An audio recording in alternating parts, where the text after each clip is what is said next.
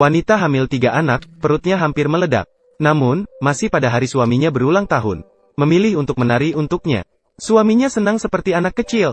Tapi tidak lama kemudian wanita itu lelah terkulai di tempat tidur. Suaminya mencium perutnya yang membesar, dan memberitahu 3 bayi di dalam perutnya untuk menutup mata. Namun saat dia akan melanjutkan langkah berikutnya, air ketuban istrinya tiba-tiba pecah. Air ketuban saya pecah. Apakah begitu? Ya. Suaminya segera membawa istrinya ke rumah sakit. Padahal seharusnya ini adalah berita baik. Namun tidak ada kebahagiaan sedikit pun. Dia sangat khawatir akan keselamatan istrinya. Karena bayi-bayi lahir 6 minggu lebih awal. Dan dokter mengatakan hasil pemeriksaan menunjukkan posisi janin tidak benar. Menginginkan untuk menyelamatkan 3 bayi sangat sulit. Namun wanita itu khawatir ketika melihat dokternya berusia lebih dari 70 tahun. Dia khawatir apakah dia mampu atau tidak. Oleh karena itu, dia ingin mengganti dengan dokter yang lebih muda. Namun dokter mengatakan setelah mendengar bahwa dia telah menangani banyak kelahiran. Saya adalah dokter terbaik. Saya menjamin dengan nyawa anak cucu saya. Saya bisa menangani operasi ini dengan baik. Baiklah, kalau begitu, terima kasih. Kemudian suaminya menemani masuk ke ruang persalinan. Suaminya memegang erat tangan istrinya di samping, memberikan semangat dan dukungan tanpa henti. Namun 3 jam telah berlalu. Wanita itu baru membuka 3 jari. Saat itu dokter datang, ingin mendiskusikan rencana menghadapi kelahiran prematur dengan mereka. Kami tidak ingin membicarakan hal itu. Kami akan membawa 3 bayi sehat, dan istri yang sehat bersama-sama meninggalkan rumah sakit. Tentu saja, tapi kita masih harus. Saya sudah menyiapkan 3 tempat tidur bayi di rumah. Ibuku juga telah merajut 3 setelan bayi. Kemudian dia mengatakan bahwa hari ini adalah hari keberuntungannya yang terbesar. Dan dia yakin bahwa istrinya pasti akan melahirkan dengan lancar. Melihat pria yang enggan menghadapi kenyataan, dokter terpaksa berbalik dan pergi. Setelah 10 jam menderita kontraksi, bayi akhirnya tak sabar untuk datang. Dengan teriakan menyayat hati seorang wanita, melahirkan anak laki-laki pertama dengan lancar. Suami dengan senang bicara tak karuan. Namun kondisi wanita saat itu sangat buruk. Ada yang tidak beres, saya merasa ada yang tidak beres. Dokter tahu kondisinya sangat berbahaya sekarang. Tidak bisa melanjutkan persalinan normal lagi. Harus segera dipindahkan ke ruang operasi lain untuk operasi caesar. Untuk mencegah suami mengganggu pekerjaan. Maka perawat mengusirnya keluar. Beberapa jam kemudian, dokter keluar dari ruang persalinan dengan wajah lelah. Memberitahu bahwa tanda-tanda kehidupan istrinya normal. Namun ada berita buruk. Anak kedua adalah seorang gadis.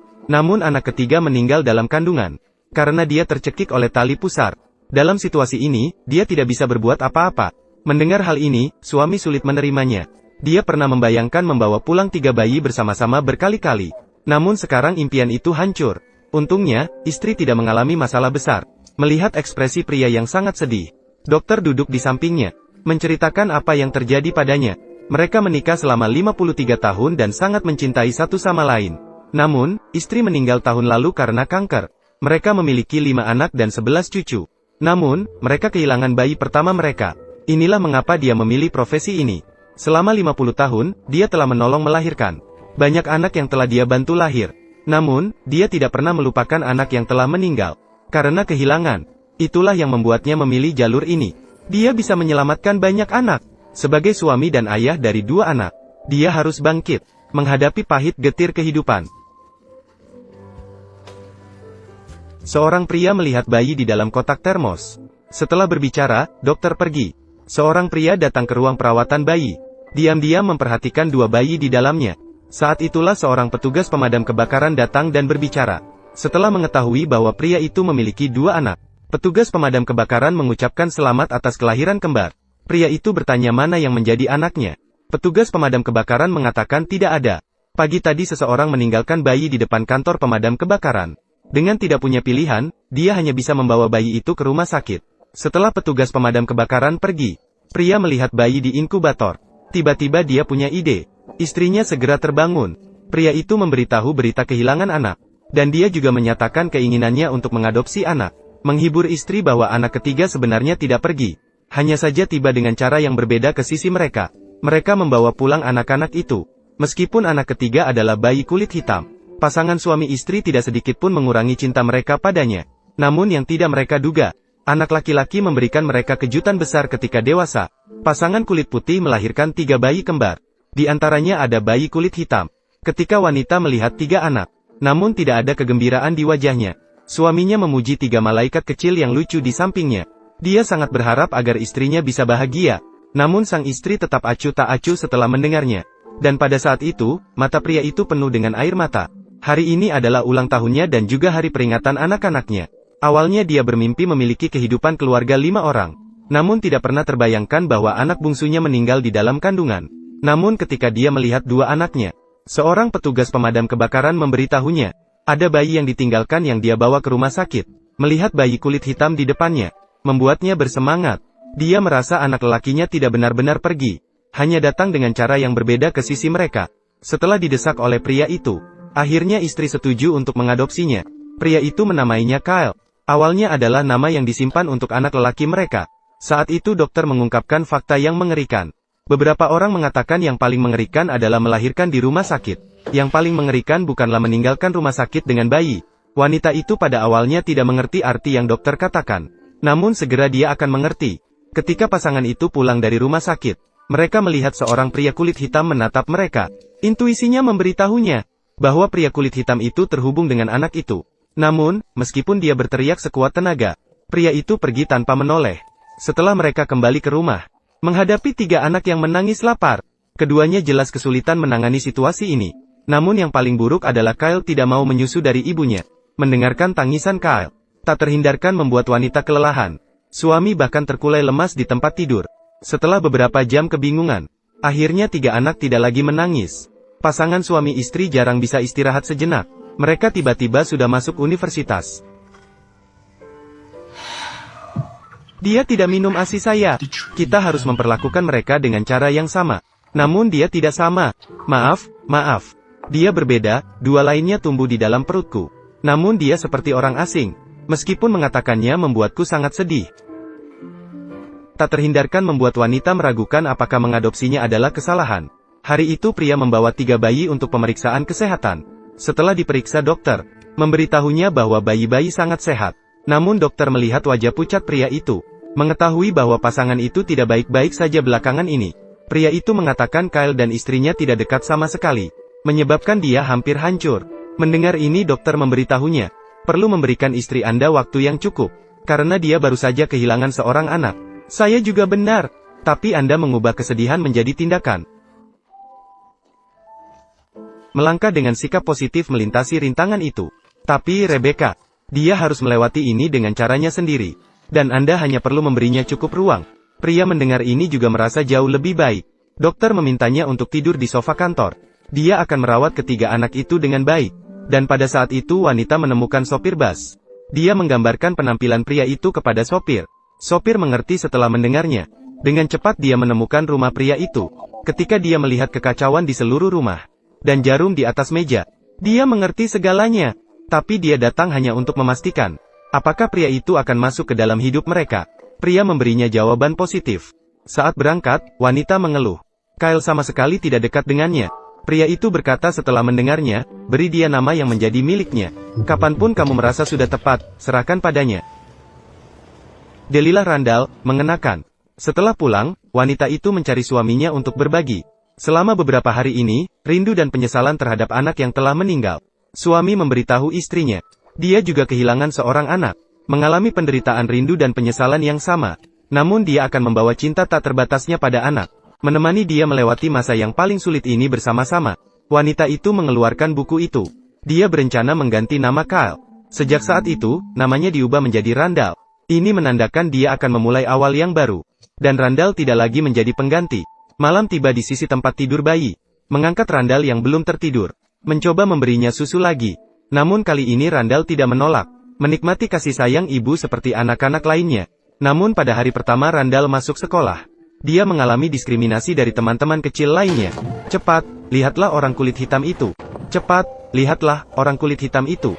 Dia tidak mengerti mengapa dia diejek oleh teman sekelasnya. Namun, kakaknya meninggalkannya sendirian. Ternyata Randall ditinggalkan oleh ayah kandungnya sejak lahir. Dia diadopsi oleh pasangan orang kulit putih secara kebetulan. Randall kesulitan untuk menyatu dengan keluarga ini. Karena kakaknya selalu membulinya saat tidak ada orang. Ibu segera memisahkan mereka saat melihat kejadian itu. Kemudian, dia menanyai kakaknya mengapa dia membuli adiknya. Teman-teman sekolah merasa aneh bahwa kami adalah saudara. Dia merasa malu memiliki adik seperti itu. Setiap hari bertengkar dan tidak ingin pergi sekolah. Sebaliknya, Randall yang bijaksana membuat orang merasa tersentuh. Dia meminta maaf kepada ibunya dan mengatakan maaf kepada kakaknya. Ibu merasa lega mendengarnya. Namun yang lebih banyak adalah merasa kasihan padanya. Hari itu hasil ujian 3 anak keluar. Suami melihat istri yang cemas. Ketika dia melihat lembar nilai, baru dia tahu. Hasil ujian 3 anak tidak jauh berbeda. Yang membuat mereka bingung adalah, hanya guru Randall mengundang orang tua untuk bertemu di sekolah. Setelah mereka bertemu dengan guru, pasangan suami istri mengira guru meminta mereka untuk mendorong pembelajaran Randall. Namun mereka sama sekali tidak menyangka guru karena Randall terlalu pintar. Namun lembar nilai menunjukkan hanya lulus. Ini membuat keduanya bingung. Mendengar penjelasan guru, saat ini kurikulum tidak menantang bagi Randall. Disarankan untuk mengirimnya ke sekolah anak-anak berbakat. Suami menolak setelah mendengarnya. Dia memperlakukan 3 anak dengan adil. Jika Randall pergi, itu tidak adil bagi 2 lainnya. Lalu apakah 2 anak lainnya juga bisa pergi? Kevin dan Kate tidak mendapat banyak manfaat dari masa lalu mereka. Kemudian pasangan itu tiba di pintu sekolah jenius. Melihat anak-anak itu membawa tas sekolah, pria itu terus mengeluh. Mengatakan bahwa mereka akan terjebak di dalam kantor kecil. Tapi bagaimana istri bisa tidak melihat alasan suaminya? Melihat istri tidak percaya, dia akhirnya mengungkapkan kebenaran. Ternyata dia ingin berhenti dari pekerjaannya. Dia ingin memulai bisnis sendiri. Namun khawatir tidak mampu membayar biaya sekolah yang mahal. Saya pikir itu bagus. Kamu sebaiknya mencoba. Tidak semudah itu. Pasti ada jalan keluarnya. Kita bisa memindahkan Randall ke sekolah lain. Berikan dia guru les, kita akan melakukan yang terbaik. Aku hanya ingin kamu bahagia. Pria itu pergi ke rumah tetangga untuk menjemput Randall. Dan meminta saran kepada tetangga kulit hitam. Jadi hanya karena dia kulit hitam, kamu ingin menghalangi perkembangannya? Tentu saja tidak. Randall adalah anak yang istimewa. Jika kamu membuatnya melewatkan kesempatan yang bagus seperti ini, masih mengharapkan orang lain untuk menghiburmu. Lebih baik kamu mencari orang kulit hitam lain. Setelah kembali, dia pergi ke kamar Randall, melihat koleksi buku-buku yang dia simpan. Dindingnya juga dipenuhi dengan gambar-gambar astronomi. Tanpa sadar membuatnya terdalam dalam pemikiran. Keesokan harinya dia membawa Randall ke perusahaannya. Ingin memberinya tes. Kemudian dia mengeluarkan gambar konstruksi. Namun tak disangka Randall hanya melihat sekilas. Dan bisa langsung menjawab dengan benar. Hal ini membuat pria itu sangat terkejut. Berapa banyak yang dibutuhkan untuk membangun dinding ini? Aku tidak bisa menghitung ini. Randall, jangan main-main. Datanglah, aku tidak ingin menghitung. Lihatlah dinding ini. Berapa banyak papan yang dibutuhkan? 34 kaki. Sangat benar. Ayahnya bertanya mengapa dia pura-pura tidak bisa menghitung. Bahkan sengaja mendapat B dalam ujian. Randall mengatakan dia tidak ingin berbeda dengan orang lain. Jika aku mendapat A, aku bisa makan es krim. Kate dan Kevin tidak. Mereka akan membenciku. Mendengar ini, ayah baru menyadari bahwa dia sendiri yang salah. Dia dan istrinya selalu berusaha memperlakukan ketiga anak mereka dengan adil. Tapi tidak selalu berhasil. Karena mereka sebenarnya berbeda, akhirnya menghalangi kesempatannya untuk menunjukkan dirinya. Kamu adalah anak angkat kami tidak pernah membicarakan ini dengan baik. Karena bagiku, kamu benar-benar anakku. Aku harap kamu bisa menjadi yang terbaik. Semoga kalian semua bisa. Lakukanlah yang terbaik untuk dirimu sendiri. Apapun yang dilakukan oleh Zider, ayahnya selalu memberikan dukungan sepenuh hati.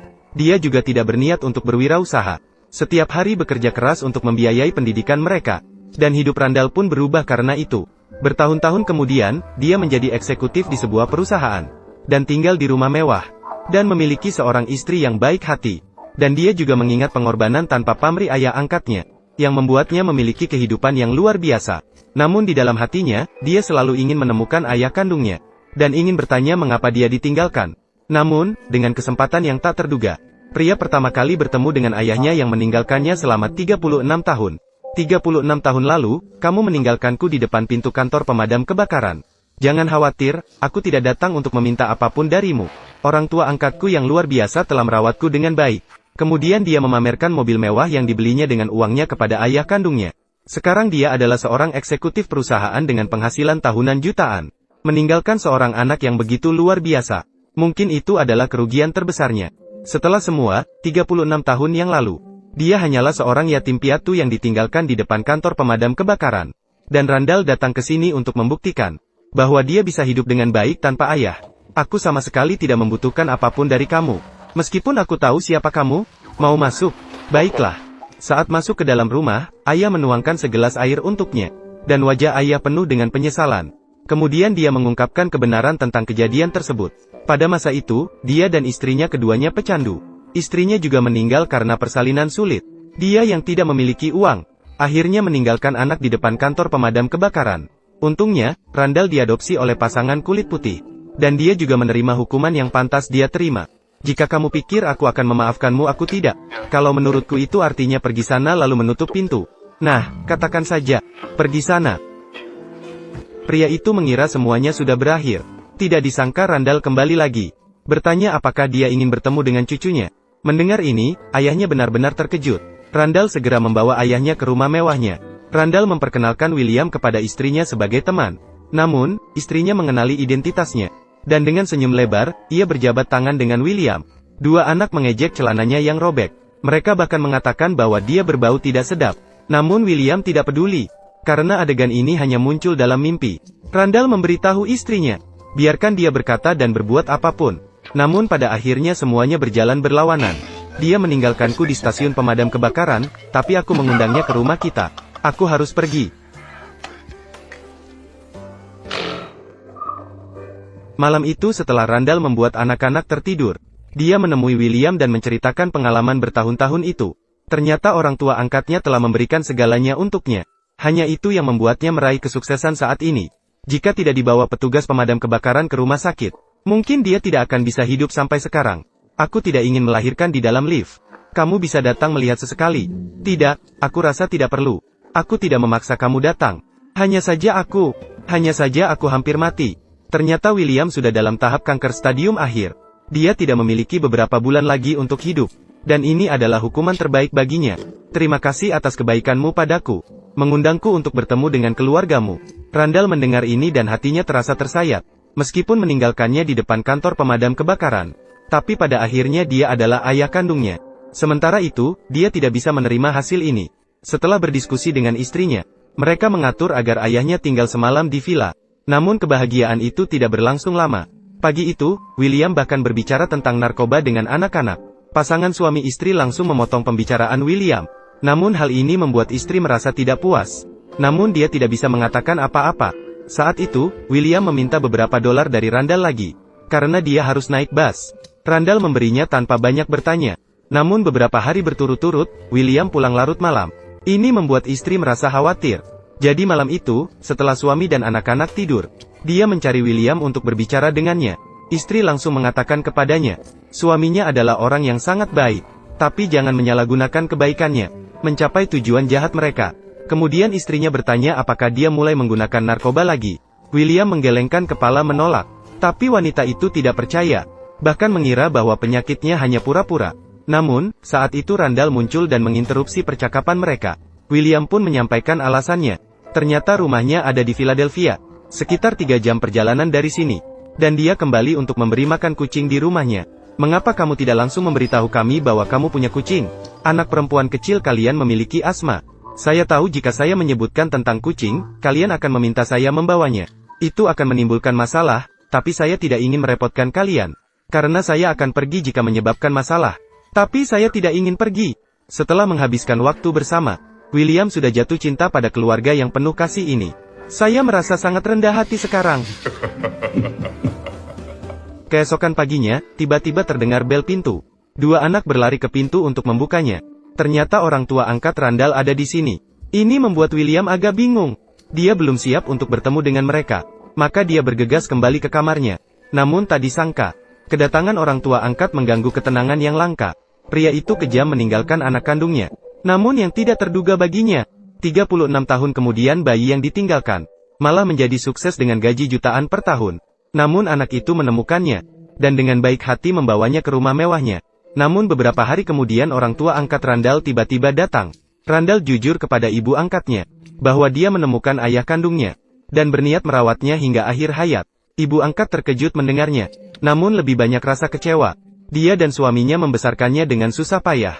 Namun bakti sebagai orang tua angkat tidak dapat menggantikan bakti sebagai orang tua kandung. Saya ingin bertemu dengannya. Dia di kamar N. Baiklah. Ibu tiri dengan marah masuk ke kamar William, mengucapkan salam untuk menegaskan kekuasaan. Randall melihat keduanya sepertinya saling kenal. Kemudian ibu tiri ingin berbicara sendirian dengan William. Randall mendengar itu lalu pergi meninggalkan ruangan. Yang sudah kita sepakati sebelumnya. Saya tidak akan memberitahunya, jika Anda khawatir tentang ini. Hal-hal itu akan membuatnya hancur. Jika dia tahu dia sebenarnya bisa mengenalimu. Namun aku menghalanginya dengan kasar. William tahu ini adalah langkah bijak. Pada masa lalu, dia tidak punya apa-apa. Tidak ada kemampuan untuk merawat Randall. Sekarang dia hanya memiliki 3 bulan hidup. Berharap bisa menghabiskan waktu bersama anaknya. Saya telah merawat anak dewasa. Pasti akan berusaha sekuat tenaga untuk menyelamatkanmu. Karena itulah sifatnya. Dia akan menganggap hal ini lebih penting daripada pekerjaan. Ini lebih penting daripada pernikahan. Bahkan lebih penting daripada dia bersama anak-anak di rumah. Semoga kamu tidak mengecewakannya. Setelah mengatakan itu, Rebecca pergi.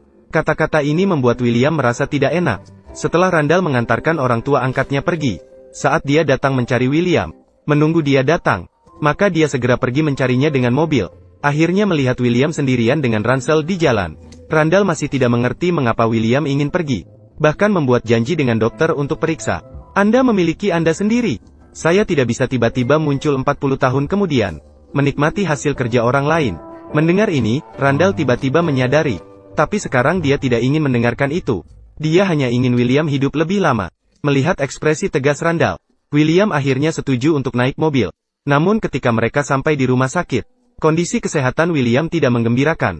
Dokter mengatakan sel kanker William telah menyebar. William paling hanya memiliki 3 bulan lagi. Sekarang dia tidak bisa membantu. Setelah pulang ke rumah, Randall yang baik menyalahkan dirinya atas segalanya. Mengapa tidak menemukan William beberapa tahun yang lalu? Malam itu, Randall pergi ke kamar ayahnya. Dia memberitahu William bahwa dia telah menemukan ahli tumor yang hebat untuknya. Dan dia bertanya tentang ibunya.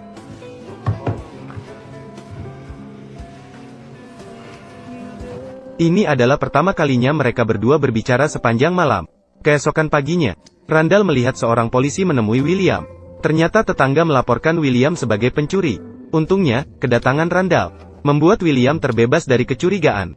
Kemudian Randall membawa William ke toko pakaian. Dan membelikan dia setelan jas mahal. Memberitahunya bahwa orang kulit hitam harus berpakaian rapi. Polisi tidak akan mengawasimu.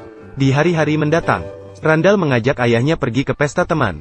Dan menonton pertunjukan putrinya. Dia ingin menggantikan waktu yang hilang. Dan William juga memahami niat Randall. Di mata orang lain, dia dianggap sebagai orang sukses dengan karir dan keluarga yang bahagia. Sebaliknya, dia bisa meninggalkan orang yang sakit parah ini. Tapi dia tidak melakukannya. Saya sangat minta maaf. Saya telah melakukan sesuatu yang membuatmu kecewa. Sedangkan kamu selalu melakukan segalanya dengan benar. Kamu melakukan segalanya dengan baik, anakku. Namun, pada hari Thanksgiving ini, Randall pergi ke apartemen William untuk membantu membawa pulang kaset favoritnya. Namun dia menemukan sebuah amplop di laci. Ketika dia membuka amplop tersebut, isinya membuatnya terkejut. Dia datang ke rumah ayah kandungnya untuk merapikan barang-barang. Namun tiba-tiba menemukan ayah kandungnya yang meninggalkannya. Ternyata dia sudah lama mengenal ibu tirinya. Hal ini membuatnya merasa ditipu. Sudah lama kau mengenal ayahku? Namun kau tidak pernah memberitahuku tentang keberadaannya. Ternyata pada hari Thanksgiving ini, William ingin mendengarkan kaset. Randall pun pergi untuk membantunya mengambilnya. Mungkin ini adalah Thanksgiving terakhir ayah. Dan tidak ingin dia meninggalkan penyesalan apapun.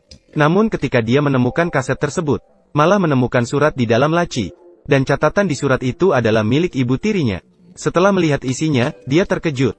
Tak jelas berapa lama, Randall kembali ke rumah dengan wajah muram. Semua orang sibuk menyiapkan makan malam. Namun Randall diam-diam memperhatikan dari samping. Setelah semua orang duduk, ibu tirinya mengeluarkan bola benang. Mengucapkan terima kasih kepada keluarganya. Ini adalah tradisi keluarga mereka. Siapapun yang mendapat benang harus mengucapkan kata-kata terima kasih. Kemudian dia memberikan benang kepada Randall. Namun Randall masih berada di lantai. Adegan ini membuat semua orang bingung. Istrinya menyadari ada yang tidak beres. Dia meminta dua anaknya pergi ke atas terlebih dahulu. Setelah anak-anak pergi, Randall mengeluarkan amplop. Kenapa ada fotoku? Di apartemen William dengan surat yang Anda kirim. Sayang William, harap kamu baik-baik saja, sayang William. Maafkan saya telah pergi begitu tergesa-gesa. Tapi saya senang, semua tahun ini. Kamu baik-baik saja? Mereka sudah saling kenal tapi menyembunyikan kebenaran selama 36 tahun. Randall sangat tidak mengerti. Dia baru saja menemukan ayahnya dan tahu bahwa waktu ayahnya tidak banyak. Apakah ini yang diinginkan ibu angkatnya? Semua yang telah saya lakukan jangan bicara lagi. Tolong jangan bicara lagi. Saat ini emosinya benar-benar hancur. Bahkan tidak bisa menatap ibu tiri. Jika bukan karena saya sendiri menemukannya, saya seumur hidup ini. Biarkan saya sendiri sejenak. Bagaimana mungkin ibu tiri tidak menyadari kesalahannya yang terlalu jauh? Ternyata pada tahun itu, suaminya pernah ingin membantu Randall menemukan ayah kandungnya. Namun Rebecca tidak ingin. Untuk memastikan apakah William ingin mengambil Randall kembali, maka dia kembali menemui William. Dia terus bertanya tentangmu. Dia sangat ingin bertemu dengan ayah kandungnya. William sangat senang mendengarnya. Dia berharap Rebecca membawa anaknya untuk bertemu dengannya, dan mengambil hadiah yang sudah lama disiapkan. Namun ketika dia bangun, dia menemukan Rebecca sudah tidak ada. Rebecca panik melarikan diri kembali ke rumah. Dia takut William akan mengambil anaknya kembali. Akhirnya, secara hukum, William masih ayah kandung anak itu. Orang tua kandungnya berhak mengambilnya kembali. Saya tidak bisa kehilangan anak laki-laki saya. Itulah alasan yang disembunyikan oleh Rebecca. Tapi tidak disangka 36 tahun kemudian, sampai Randall mengetahui kebenaran. Saya yakin kamu pasti marah. Kapan kamu kenal dengan ibuku? Saat dia membawa kamu pulang dari rumah sakit. Saya ingin memastikan kamu baik-baik saja. Saya ingin memastikan kamu memiliki tempat yang baik. Dia bahkan tidak bisa memaafkan ayahnya. Mengetahui bahwa dia ada di sini. Mengapa selama ini tidak pernah melihatnya? Kemudian dia membuat daftar di atas kertas. Menuliskan 30 alasan marah kepada ibu angkatnya. Hari itu, Randall dan saudara perempuannya kembali ke pondok tempat mereka dulu tinggal. Awalnya, Rebecca yang terlalu sedih ingin menjualnya. Mereka mengenang kembali masa kecil yang bahagia di sini. Kakak dan adiknya semua menasihatinya untuk melepaskan dendam di hatinya. Bisa berbaikan kembali dengan ibu. Namun Randall tetap tidak bisa melupakan. Tiba-tiba matanya menjadi kabur. Mendengar keributan anak-anak dari dalam rumah. Dia mengikuti suara itu ke depan jendela. Yang dilihatnya adalah masa kecil keluarga itu. Kemudian dia masuk ke dalam rumah. Melihat dirinya yang dulu sangat bahagia. Hal ini membuatnya meragukan semuanya palsu. Dia dengan keras bertanya kepada ibu tirinya. Mengapa harus merampas kemungkinan hidup orang lain? Seharusnya William bisa hadir di pernikahannya. Bisa menemaninya saat anak lahir. Randall mengeluarkan 30 pertanyaan sekaligus. Namun Rebecca tidak bisa memberikan jawaban. Kamu dulu adalah orang yang paling saya percayai, ibu. Namun kamu menghancurkan kepercayaan saya padamu. Apakah kamu mengerti perasaan ini? Kemudian dia muncul di luar rumah. Dia melihat gambaran kebahagiaan di dalam mulai kabur. Berubah menjadi Rebecca sendirian duduk di dalam rumah. Tiba-tiba dia berlari ke pintu dan mengunci pintu. Kemudian tutuplah jendela. Dan semua ini seolah-olah melindungi mereka. Hingga saat ini, sebagai seorang ayah, Randall baru menyadari kesulitan ibu angkatnya. Harus merawat 3 anak yang sangat berbeda. Juga harus berusaha keras untuk melindungi mereka. Karena cinta membuatnya menyembunyikan kebenaran. Meskipun menyebabkan kerusakan bukanlah niatnya. Randall segera sadar. Ternyata dia secara tidak sengaja memakan jamur halusinogenik, yang membuatnya melihat gambar-gambar itu. Keesokan harinya, Randall menemui ibu angkatnya. Saya menghabiskan 1 hari untuk membuat daftar ini. Di sana tertulis dengan jelas selama 36 tahun. Tolong, sayang, dengarkan penjelasanku. Kamu telah merahasiakan rahasia ini selama 36 tahun. Menjaga rahasia sendirian pasti sangat kesepian. Sepanjang hidupnya dia bahkan tidak pernah melanggar lampu merah. Namun dia diadili karena membeli barang terlarang. Awalnya adalah seorang jenius musik yang memiliki masa depan cerah. Namun berubah menjadi seorang pecandu yang menjijikkan. Kamu tidak punya catatan kriminal. Bahkan tidak pernah melanggar aturan lalu lintas. Jujur, penangkapanmu kali ini membuatku sangat kecewa. Namun jawaban pria itu membuat semua orang terdiam. Dia hanya ingin segera dipenjara. Karena dia sudah tidak menemukan arti hidup. Jika kamu mengalami hidupku, kamu juga akan kecanduan. 1 tahun yang lalu ibuku masih hidup. Istriku juga masih hidup. Aku datang ke sini. Kamu bilang kepadaku bahwa kamu sangat kecewa. Aku lebih kecewa darimu. Aku adalah orang paling kecewa yang pernah kamu temui seumur hidupmu. William yang dulu penuh harapan terhadap hidup. Dilahirkan dalam keluarga yang bahagia. Orang tuanya juga sangat saling mencintai. Meskipun ayahnya gugur untuk negara sebelum dia lahir. Membuatnya kekurangan kasih sayang ayah. Namun ibunya sangat mencintainya.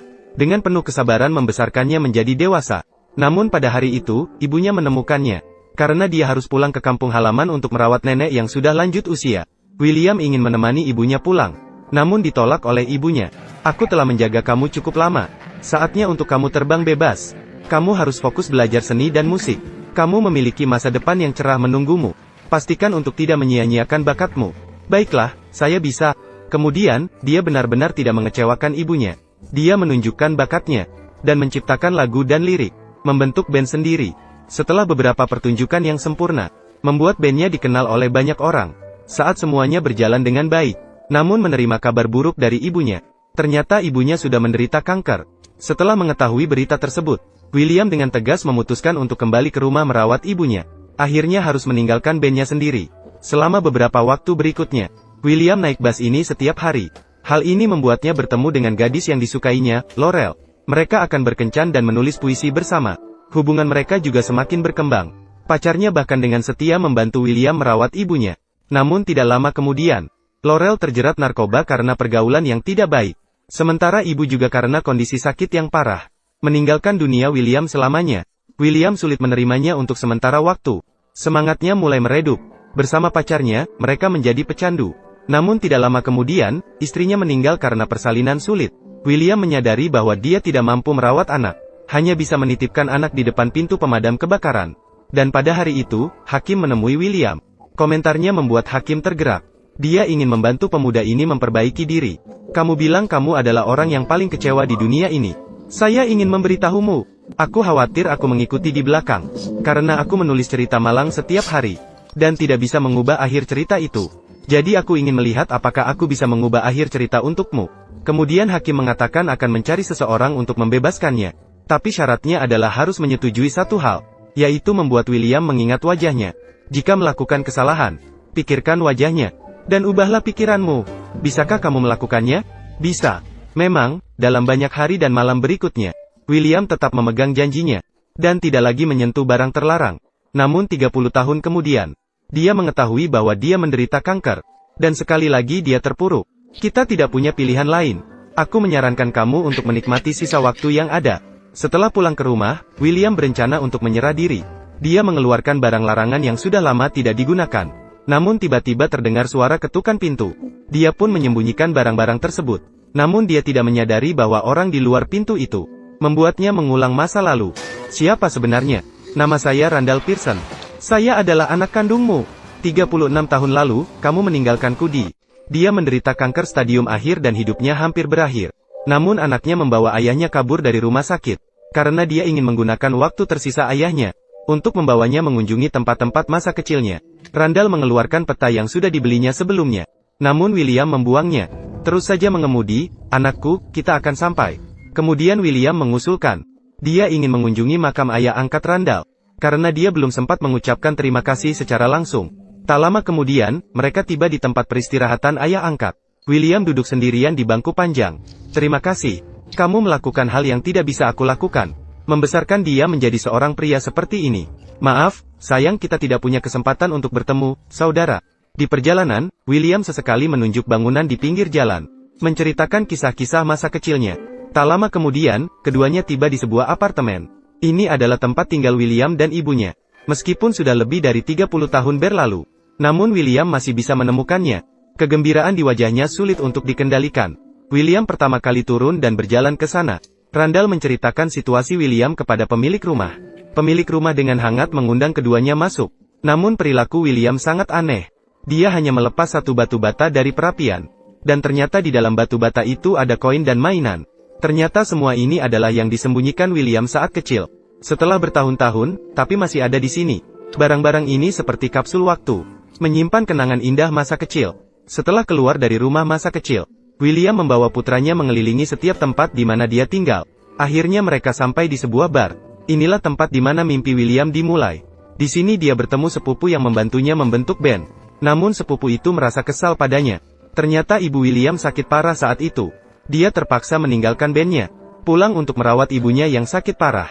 Setelah mendengar penjelasan William, sepupu itu akhirnya melepaskan dendamnya. Saat mereka hendak pergi, namun sepupu itu memanggilnya. William, kamu belum sakit sampai tidak bisa tampilkan. Aku tidak akan pernah meninggalkan panggung karena sakit. Kemudian keduanya dengan semangat memainkan alat musik kesayangan mereka. Sementara Randall bertemu dengan kerabat yang datang. Saat itu, istrinya menelepon. Dia dengan senang hati berbagi kebahagiaan dengan istrinya. Namun keesokan harinya di lorong rumah sakit Randall, ketika dia datang untuk menjenguk William, dia melihat ayahnya tampak tidak sehat. Dia segera memanggil ambulans. Di rumah sakit, Randall tidak bisa memahami bagaimana semalam William baik-baik saja, sekarang berubah menjadi seperti ini. Dokter memberitahunya bahwa organ William mulai gagal. Mungkin tidak akan bertahan beberapa jam lagi. Mendengar ini, Randall tidak bisa menerimanya. Dia dengan sedih datang untuk mengantar ayahnya dalam perjalanan terakhirnya. Sebenarnya, William sadar bahwa dia tidak akan bisa kembali ke rumah.